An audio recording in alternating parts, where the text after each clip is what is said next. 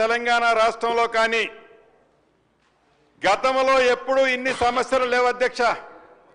ఈ సమస్యల పరిష్కారాన్ని కనుగొనటం కోసం ల్యాండ్ ట్రిబ్యునల్ని కూడా పునర్నిర్మించే కార్యక్రమాన్ని ఈ చట్టంలో పొందుపరచడం జరిగింది అధ్యక్ష. అదే రకంగా ప్రభుత్వానికి సంబంధించిన ఆస్తులు ఇందాక తమరి ద్వారా సభ్యులకు తెలియజేసినట్లు అది రెవెన్యూ భూములు కావచ్చు, వక్ఫ్ బోర్డు భూములు కావచ్చు, దేవాదాయ భూములు కావచ్చు, ఫారెస్ట్ భూములు కావచ్చు, ఇనాములు కావచ్చు, ఇలా చాలా అంశాలు ఉన్నాయి. ఈ అంశాలకు సంబంధించిన ఆస్తులు ప్రైవేటు వ్యక్తులు ఉద్దేశపూర్వకంగా కానీ దాన్ని ఆక్రమించే కార్యక్రమాన్ని కానీ చేపట్టినప్పుడు ఎవరు ఇది ప్రభుత్వం పక్షాన ప్రైవేటు వ్యక్తులు ఎవరు కూడా క్లైమ్కు పోరు అధ్యక్ష. ప్రభుత్వ ఆస్తులని పరిరక్షించే కార్యక్రమంలో భాగంగా దీన్ని కూడా సిసిఎల్ఐ ద్వారా రివిజన్ చేసే కార్యక్రమాన్ని ఈ ఆర్ఓఆర్ చట్టంలో పొందుపరిచిన అధ్యక్ష. అంతేకాదు ఇంకొక ఇంపార్టెంట్ అంశం ఉంది అధ్యక్ష. అనుభవదారులు ఆబ్లిక్ కాస్తు కాలం ఇది ఒక జటిలమైన సమస్య అయినప్పటికీ 2014కు ముందు పాస్బుక్లు కలిగి ఉండి అనుభవదారులుగా ఉండి పొజిషన్లో ఉండి ధరణి వచ్చిన తర్వాత ఆ పొజిషన్లో వారే ఉండి డాక్యుమెంట్లో రిజిస్టర్లో గతంలో పాస్బుక్లుండి ఆ పాస్బుక్లని నిర్దాక్షిణ్యంగా ఈ ధరణి కార్యక్రమం ద్వారా వారిని రోడ్డు మీద నెట్టేసిన వ్యక్తులు ఎవరైతే న్యాయబద్ధమైనవి ఉన్నాయో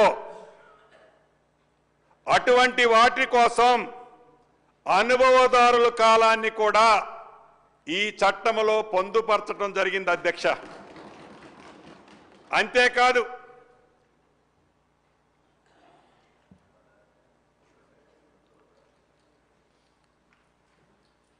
ఏదైతే గతంలో ఈ సాఫ్ట్వేర్ అంటే ఈ ఆన్లైన్ సిస్టమ్ ఈ ధరణి కాన్సెప్ట్ ఇతరత్ర లేనప్పుడు మనకి మాన్యువల్గా పానీలు ఉండే అధ్యక్ష.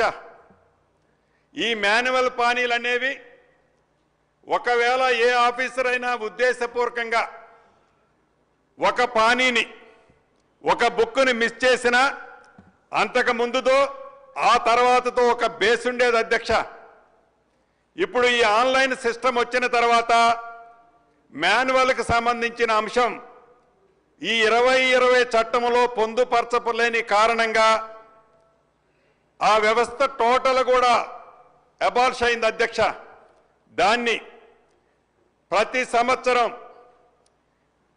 సంవత్సరం ఈ ఆన్లైన్లో ఉన్నదాన్నే కాపీ చేసి భద్రపరిచే వ్యవస్థ ఏదైతే ప్రతి రెవెన్యూ గ్రామంలో ఉంటాడో అక్కడ భద్రపరిచే అవకాశాన్ని ఈ చట్టంలో పొందుపరచడం జరిగింది అధ్యక్ష.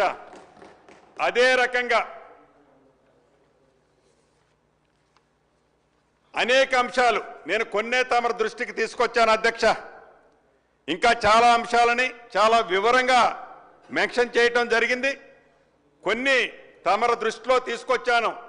చివరగా ప్రభుత్వ అధికారులు ఎవరైనా గత చట్టంలో కూడా ఉంది, ఈ చట్టంలో కూడా దాన్ని కొద్దిగా మాడిఫై చేసి కరెక్ట్ చేసి పెట్టాం.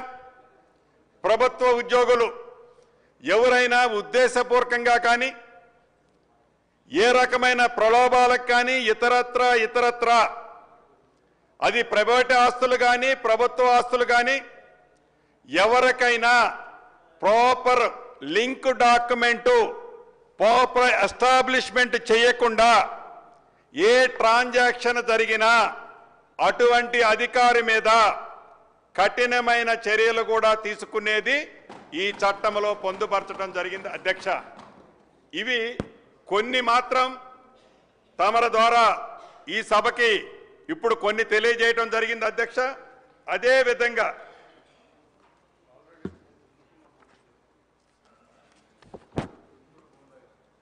అదే విధంగా